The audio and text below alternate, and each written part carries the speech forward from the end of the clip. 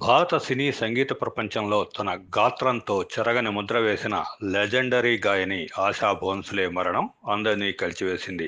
ప్రధాని మోడీతో పాటు రాజకీయ నాయకులు, సినీ ప్రముఖులు తీవ్ర సంతాపం ప్రకటించారు.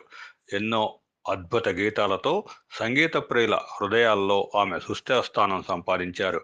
అయితే ఆమె పాట ఎంత మధురమో ఆమె వ్యక్తిగత జీవితం అంత నాటకీయం.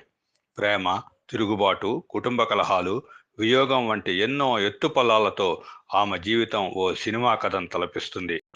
చిన్నతనం నుంచే నిబంధనలను పాటించటం కంటే తన మనసుకు నచ్చిందే చేయటం ఆశా భోన్స్లే నైజం.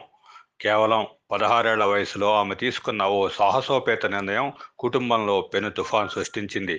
తన సోదరి గానకోకిల లతా మంగేష్కర్ వద్ద సెక్రటరీగా పనిచేస్తున్న 31 ఏళ్ల గణపతిరావు భోన్స్లేతో ఆమె ప్రేమలో పడ్డారు.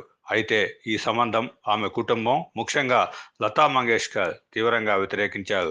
కుటుంబ సభ్యుల అభిష్టానికి వ్యతిరేకంగా ఆశా భోన్స్లే గణపతిరావు వివాహం చేసుకున్నారు. ఈ నిర్ణయంతో సోదరీమణుల మధ్య తీవ్ర అగాధం ఏర్పడింది. చాలా కాలం పాటు వారిద్దరూ మాట్లాడుకోలేదు.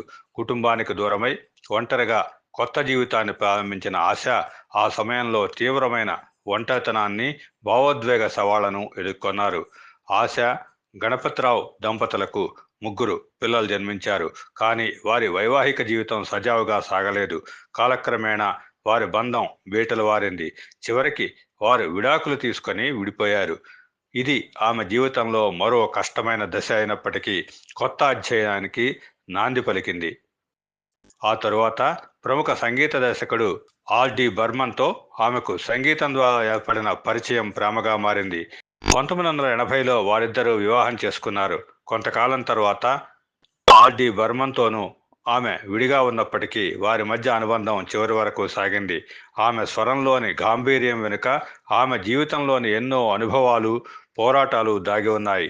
అయితే ఆమె జీవితంలో ఒక తీరని విషాదం ఆమెను జీవితాంతం వెంటాడింది. అదే ఆమె కుమార్తె వర్షా భోన్స్లే ఆత్మహత్య.